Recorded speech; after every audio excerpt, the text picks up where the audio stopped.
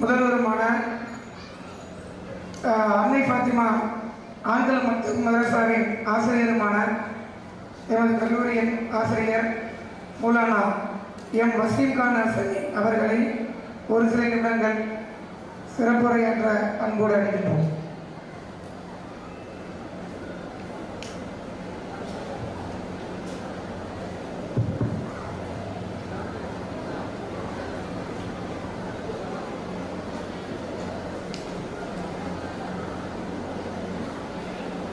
السلام عليكم ورحمة الله وبركاته. السلام عليكم ورحمة الله وبركاته. الحمد لله وحده والصلاة والسلام على من لا نبي بعده وبعد. எல்லா புகழும் ஏகரோனாகிய அல்லாஹ்வுக்கு மாத்திரம் உரித்தானதாக. அவருடைய சாந்தியும் சமாதானமும் நாமெல்லாம் உயிர்விட மேலாக நேசிக்கக்கூடிய உத்தம சத்திய தூதர் முஹம்மது நபி ஸல்லல்லாஹு அலைஹி வஸல்லம் அவர்கள் மீதும் அவர்களை பின்பற்றி வாழ்ந்த சத்திய சஹாபாக்கள், தாபிஈன்கள், தபா தாபிஈன்கள், சுஹதாக்கள், இமாம்கள், நல்லோர்கள் அனைவர்கள் மீதும் இன்னும் உங்கள் மீதும் என் மீதும் ஒட்டுமொத்த இஸ்லாமிய சகோதர சகோதரிகள் மீதும் அல்லாஹ்வுடைய சாந்தியும் சமாதானமும் என்றும் என்றென்றும் நின்று நிலவட்டுமாக பிரார்த்தனை செய்கிறோம். அன்பான இஸ்லாமிய சொந்தங்களே, உறவுகளே, நேரம் மிக குறுகிய நேரமாக இருப்பதினால் ஒரு சில விடயத்தை மாத்திரம் சொல்லி எனது உரையை நான் நிறைவு செய்கிறேன். அன்பான இஸ்லாமிய சொந்தங்களே, உறவுகளே, இன்றைய தினத்தில் பெண்களாக இருக்கலாம், ஆண்களாக இருக்கலாம், நிம்மதியை தேடி அலைந்து கொண்டிருக்கிறார்கள். உண்மையில் உள்ளம் அமைதி பெறுவது எதை கொண்டு என்பதாக அல்லாஹ் ரப்பல் ஆலமீன் குர்ஆனில் சொல்லும் பொழுது, அலா பிதிக்ரில்லாஹி தத்மஇன்னுல் குலூப், அறிந்து கொள்ளுங்கள், உடைய உள்ளங்கள் அமைதி பெறுவதெல்லாம், நிம்மதி அடைவதெல்லாம் அல்லாஹ்வை நினைவு கூறுவதனால் மட்டும்தான். அன்பானவர்களே, இன்றைய தினத்தில் நாம் சுற்றுலா செல்கிறோம், மற்ற பல இடங்களுக்கு செல்கிறோம் நிம்மதியை தேடி. ஆனால் உண்மையான உள்ள அமைதி என்பது எமது இறைவனை நினைவு கூறுவதனால் மட்டும்தான் உள்ளம் அமைதி பெறும். அன்பானவர்களே, அப்படிப்பட்ட ஒரு உம்மத்தை, அப்படிப்பட்ட ஒரு சமுதாயத்தை உருவாக்குவதற்காக வேண்டித்தான் நமது மதரசா, ஆண்கள் மொத்த மதரசாக இருந்தாலும் சரி, பெண்கள் மதரசாக இருந்தாலும் சரி, அதற்காக வேண்டித்தான் மிக கடினமான முறையில் அல்லாஹ்வை நினைவு கூறக்கூடிய உள்ளத்தை உருவாக்குவதற்காக வேண்டி நாம் முயற்சி செய்து கொண்டிருக்கிறோம். உண்மையில் எந்த உள்ளம் அல்லாஹ்வை நினைவு கூறக்கூடிய உள்ளமாக இருக்கிறோம், அந்த உள்ளம் தவறை கண்டு அஞ்சும், அந்த உள்ளம் அசிங்கத்தை விட்டு விலகி இருக்கும், அந்த உள்ளம் நன்மையின் பக்கம் நடைபோடும், அந்த உள்ளம் அநியாயம் செய்து விட்டும் அது பயப்படும். ஒரு மனிதன் ஒரு மனிதனாக வாழ்வான் அல்லாஹ்வுடைய நினைவு அவனுடைய உள்ளத்தில் இருந்தால். அன்பார்ந்த சொந்தங்களே, உறவுகளே, அல்லாஹ் ரப்பல் ஆலமீன் மற்றொரு இடத்தில் சொல்லும் பொழுது, அல்லாஹ்வை நினைவு கூறுவதுதான் ஆகப்பெரிய விஷயம் என்பதாக அல்லாஹ் சொல்வான். அல்லாஹ்வை நினைவு கூறுவதுதான் ஆகப்பெரிய விஷயம். வலதிக்ருல்லாஹி அக்பர், அல்லாஹ்வை நினைவு கூறுவதுதான் ஆகப்பெரிய விஷயம் என்பதாகவும் அல்லாஹ் சொல்வான். இன்னொரு இடத்தில் அல்லாஹ் சொல்லும் பொழுது அல்லாஹ் பதிவு செய்வான், யார் அல்லாஹ்வுடைய அந்த ரஹ்மானுடைய திக்ரை விட்டும் நினைவு கூறுவதை விட்டும் அவர்கள் புறந்தள்ளி இருப்பார்களோ, புறக்கணிப்பார்களோ, அவர்களுக்கு நாம் ஷைத்தானை நாம் நியமித்து விடுவோம், அவன் அவர்களுக்கு நெருங்கிய நண்பனாக இருப்பான் என்பதாக அல்லாஹ் சொல்வான். உண்மைதான். ஆக இன்றைய தினத்தில் எதை நாம் நினைவு கூறுகிறோம், எதை நம்முடைய நிம்மதியாக எடுத்துக்கொள்கிறோம்? இசை கேட்பதை நிம்மதியாக இன்றைய தினத்தில் இனம் சமூகம் எடுத்துக் கொண்டிருக்கிறது. இசை கேட்டால் எனக்கு நிம்மதி, பாட்டு கேட்டால் நிம்மதி. எங்க இஸ்லாத்தில் இசை என்பது ஹலாலா? இஸ்லாமிய மார்க்கம் இசையை அனுமதிக்கிறதா? ஆனால் அதை கேட்டால் தான் இன்னைக்கு எனக்கு நிம்மதி. இப்படி அல்லாஹ்வுடைய திக்ரை விட்டு, குர்ஆனை ஓதி நிம்மதி பெறுவதை விட்டு, அல்லாஹ்வை நினைவு கூறுவதை விட்டு, இதையெல்லாம் புறக்கணித்து விட்டு வேறொரு வழியில் ஒருவன் நிம்மதி தேடுவான் என்று சொன்னால் உண்மையில் அவன் கை செய்து கூறியவனாகத்தான் இருப்பான். அல்லாஹ் பாதுகாக்க வேண்டும். அன்பான இஸ்லாமிய சொந்தங்களே, உறவுகளே, அல்லாஹ்வை நினைவு கூறுவது எவ்வளவு பெரிய விஷயம், அல்லாஹ்வை திக்ர் செய்வது என்பது எவ்வளவு பெரிய விஷயம் என்று பார்த்தால் இந்த ஒரு ஹதீஸை நாம் படித்தால் நாம் தெரிந்து கொள்ளலாம்.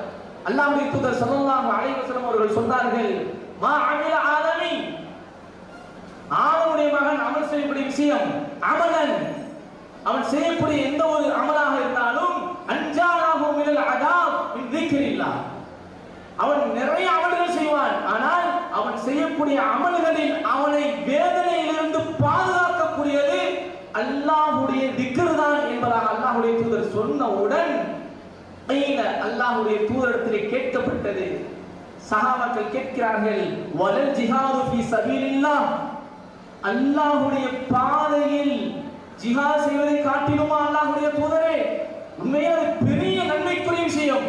அல்லாஹ்வுடைய தூதர் சொன்னார்கள், வலல் ஜிஹாது ஃபீ சபீலில்லாஹ், ஆமா அதை காட்டிலும் தான். பிறகு அல்லாஹ்வுடைய தூதர் பின்னால் விளக்கினார்கள், எப்படி ஜிஹாத் செய்தால் அந்த நன்மை கிடைக்கும் தெரியுமா?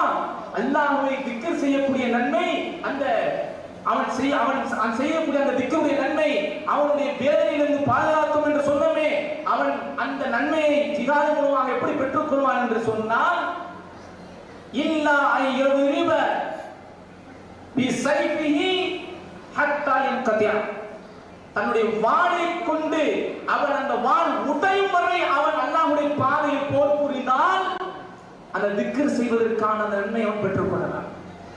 எவ்வளவு பெரிய விஷயம் பாருங்க. அல்லாஹ்வுடைய பாதையில் சென்று போர் புரிவது சாதாரண விஷயமா? அதனுடைய நன்மையை அல்லாஹ்வை திக்ர் செய்தால் நாம் அடைந்து கொள்ளலாம் என்று அல்லாஹ்வுடைய தூதர் ஸல்லல்லாஹு அலைஹி வஸல்லம் அவர்கள் சொல்கிறார்கள் என்று சொன்னால், இன்றைய தினத்தில் எத்தனை முறை தனிமையில் அமர்ந்து அல்லாஹ்வை நாம் திக்ர் செய்திருப்போம், அல்லாஹ்வை நாம் நினைவு கூர்ந்திருப்போம். எத்தனை முறை தனிமையில் அமர்ந்து நான் செய்த தவறுகள் அல்லாஹ்விடத்தில் ஒப்புக்கொண்டு கண்ணீர் வடித்திருப்போம். அன்பார்ந்த சொந்தங்களின் உறவுகளை இதில் நாம் கவனம் எடுக்க வேண்டும். அல்லாஹ்வை அதிகமாக நினைவு கூறக்கூடியவர்களாக வேண்டும். முஆத் இப்னு ஜபல் ரலியல்லாஹு தஆலா அவர்கள் சொல்கிறார்கள், நான் அல்லாஹ்வுடைய தூதரை விட்டு பிரியக்கூடிய அந்த கடைசி தருணம், நான் அல்லாஹ்வுடைய தூதரிடத்தில் கேட்ட அந்த வார்த்தை என்ன தெரியுமா?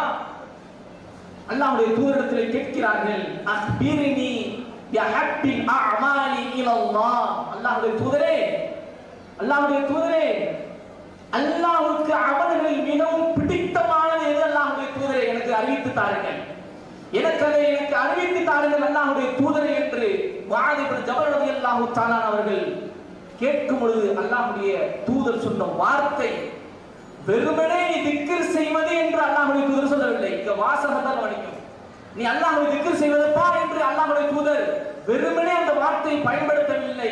அல்லாஹ்வுடைய தூதர் சொன்னார்கள், அன்தமூத வலிசானுக, நீ இறந்து போனால் உனது நாவு ரத்புன் நிலைத்திருக்க வேண்டும். நிலைக்கிறீர்களா? இறந்து போனால் அந்த சமயத்திலும் உனது நாவு அல்லாஹ்வுடைய திக்ரை கொண்டு நினைத்திருக்க வேண்டும். அதுதான் அமல்களில் சிறந்தது என்பதாக அல்லாஹ்வுடைய தூதர் ஸல்லல்லாஹு அலைஹி வஸல்லம் முஆத் இப்னு ஜபல் ரலியல்லாஹு தஆலா அவர்களுக்கு கடைசியாக அவர்கள் அல்லாஹ்வுடைய தூதரை விட்டு பிரிந்து செல்லக்கூடிய அந்த சமயத்தில் அல்லாஹ்வுடைய தூதர் சொன்ன அறிவுரை என்பதாக முஆத் இப்னு ஜபல் ரலியல்லாஹு தஆலா சொல்லக்கூடிய செய்தியை பார்க்கிறோம். அன்பார்ந்த இஸ்லாமிய சொந்தங்களே, உறவுகளே, அந்த அடிப்படையில அதிகமாக அல்லாஹ்வை நினைவு கூறக்கூடியவராக தனிமையில் அமர்ந்து அல்லாஹ்வுடைய வல்லமைகளை, அல்லாஹ்வுடைய அந்த பெயர்களை நாம் உச்சரித்து அல்லாஹ்விடத்திலே மன்றாடி, இவ்வளவு பரிசுத்தமானவன் நீ, இவ்வளவு உயர்ந்தவன் நீ, உன்னுடைய அடிமையாக இருப்பது எனக்கு பெருமை, ஆனால் நீ பார்க்கக்கூடிய சமயத்தில், நீ நான் பேசுவதை கேட்கக்கூடிய சமயத்தில் நான் பாவத்தில் இருக்கிறேன் யா அல்லாஹ் என்று அல்லாஹ்விடத்தை நாம் மன்றாடி தவறுகளை ஒப்புக்கொண்டு நாம் அழுது புலம்பினால் அல்லாஹ் மன்னிப்பதற்கு தயாராக இருக்கிறான்.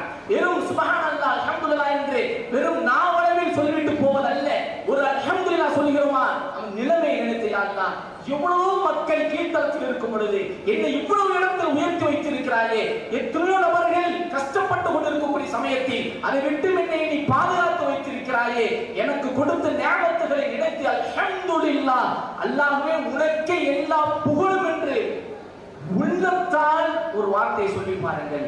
உண்மையில் அதனுடைய தௌக், அதனுடைய அந்த ருசியை நாம் உணரலாம். அல்லாஹ்வை நினைவு கூறுவதன் மூலமாக உள்ளம் அமைதி பெறுவதை நாம் அங்கு விளக்கப்படலாம்.